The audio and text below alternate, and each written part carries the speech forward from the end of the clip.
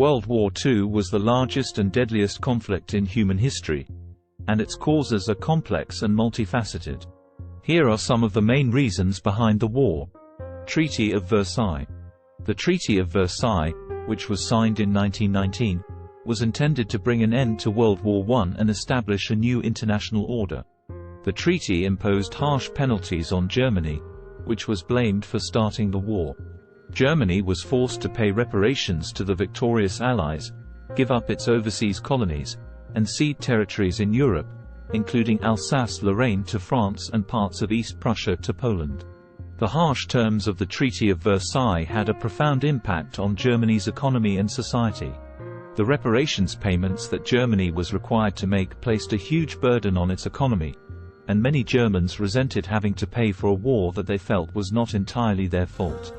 The loss of territory and colonies also hurt Germany's pride and sense of national identity. The Treaty of Versailles helped create a climate of resentment and anger in Germany that was exploited by the Nazi Party.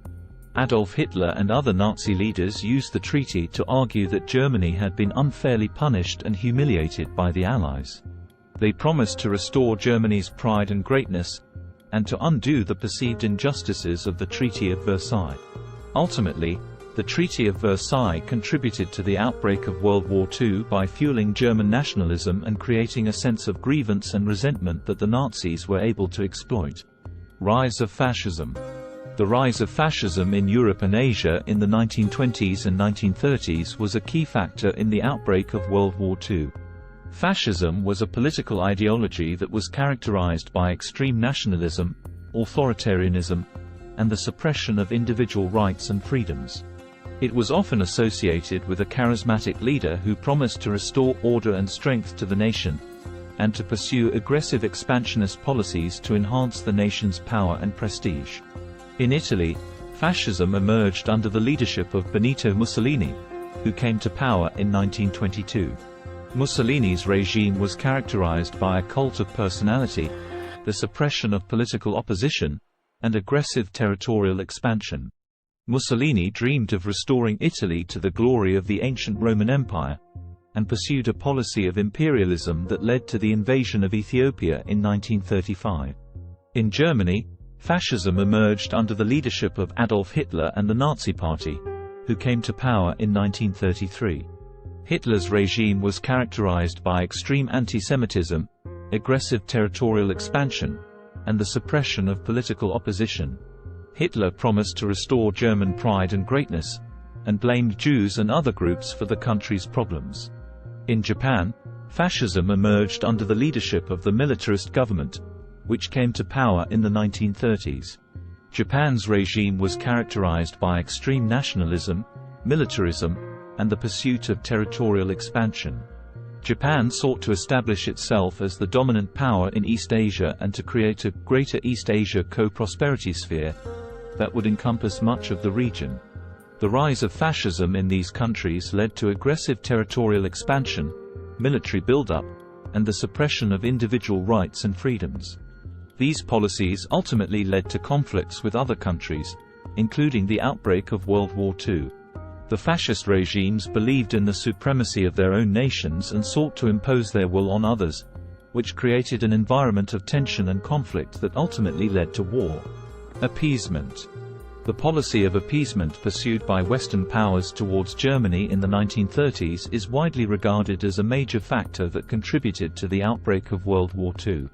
Appeasement was the policy of giving in to some of Germany's demands in the hope of avoiding war. It was pursued by Britain and France, who were reluctant to confront Germany after the devastation of World War I.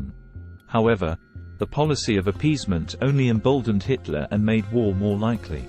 Hitler viewed appeasement as a sign of weakness and believed that Britain and France would not take action to stop him. This led to further aggressive actions by Germany, including the annexation of Austria in 1938 and the invasion of Poland in 1939. Which ultimately led to the outbreak of war. Failure of League of Nations. The failure of international organizations, such as the League of Nations, to prevent aggression and promote peace was another factor that contributed to the outbreak of World War II. The League of Nations was established after World War I to promote international cooperation and prevent future wars. However, it was largely ineffective in achieving its goals due to a variety of factors. One of the main reasons for the failure of the League of Nations was the lack of support from major powers such as the United States, which never joined the organization, and the Soviet Union, which was expelled in 1939. Without the support of these major powers, the League was unable to enforce its decisions and prevent aggressive actions by its member states. The failure of the League of Nations to prevent aggression and promote peace ultimately contributed to the outbreak of World War II by allowing aggressive states to act with impunity. The inability of the League to enforce its decisions and prevent aggressive actions undermined its credibility and made it clear that it was incapable of maintaining international order. The failure of the League of Nations highlights the importance of international cooperation and the need for effective institutions to promote peace and prevent aggression. Economic depression. The harsh terms imposed on Germany in the Treaty of Versailles after World War I are often cited as a contributing factor to the outbreak of World War II. The treaty, which was signed in 1919, imposed significant territorial and financial penalties on Germany, including the loss of territory, severe limitations on its military, and massive reparations payments to the victorious Allied powers. The harsh terms of the Treaty of Versailles also contributed to a sense of resentment and desire for revenge among many Germans, which was exploited by Adolf Hitler and the Nazi Party. Hitler used the treaty as a rallying cry, promising to restore German pride and greatness and to overturn the unfair terms of the treaty. The Nazi Party's rise to power in Germany in 1933 was fueled in part by this desire for revenge and the promise of a new, more powerful Germany. In conclusion, the harsh terms imposed on Germany in the Treaty of Versailles contributed to the outbreak of World War II by creating a sense of resentment and desire for revenge among many Germans, which was exploited by extremist political movements such as the Nazi Party.